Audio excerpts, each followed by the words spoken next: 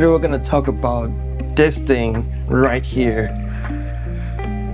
the color checker. Now, what is a color checker? In film and video production, the color checker serves as a ground truth for color calibration, helping cinematographers, colorists, and VFX artists maintain fidelity from capture to output.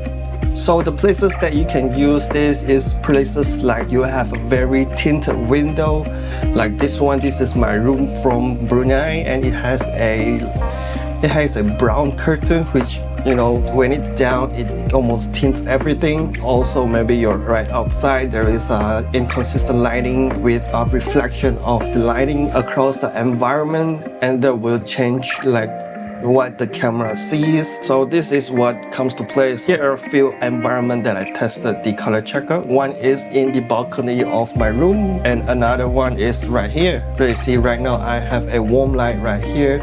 I have a light right behind me. It really is the blue kick light, and also I have some monitor lighting on my face as well. A good thing to do right here is you put this right up right here, kind of not let it reflect anything, because right here it's reflecting my monitor, and right there it's reflecting my light. I can point it down a little bit.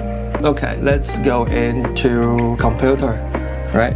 Alright guys, right now we're at DaVinci Resolve, and how we're gonna use this color checker is right inside DaVinci Resolve.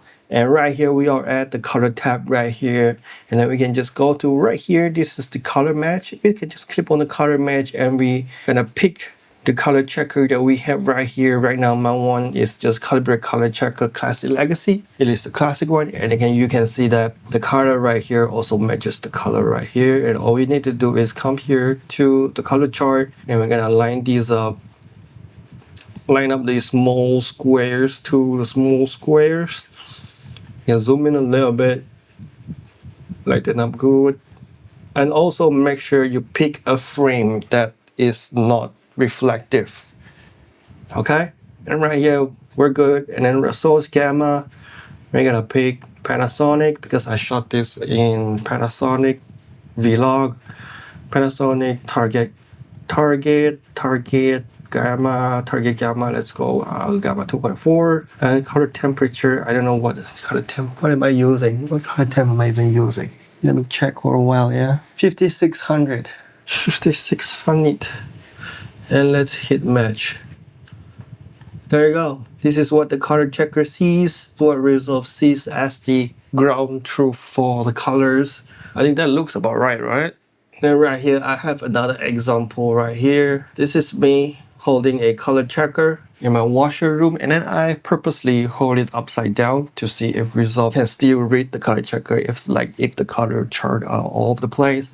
And yeah, it could. When calibrated, it looks kind of like this. I can go in and show you guys one more time. Okay, right now we're here. Let's go to clips, and then let's see if this input color space is normal. Let's go to project, and then what we're gonna do is we're gonna open the color chart again, and we're gonna match those boxes. It's okay if you have the color chart upside down. I think right here I'm a little bit underexposed. There's a lot of grain. I was very lucky that I wasn't even paying attention, but I was very lucky that there wasn't any reflection in the color checker right here. So go ahead and hit match.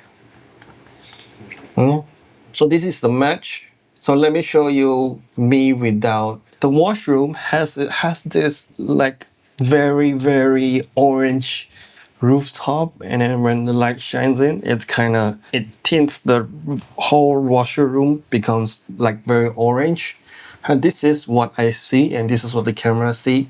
And with the color checker, I was able to bring the color back like this, even though it's kind of a little bit too much noise. I think it's a little bit too much. Let's see if we can bring down the noise a little bit. Yeah, I think that's look better. And the noise a little bit, and a little bit of sharpen. 0.48.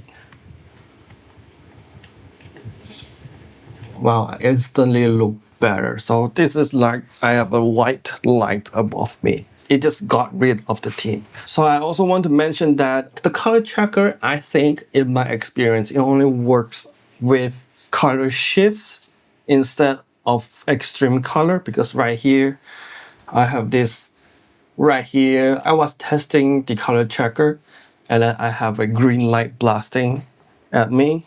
When I hit the color checker, it becomes like this. So I don't really think color checker works a dramatic shift in lighting.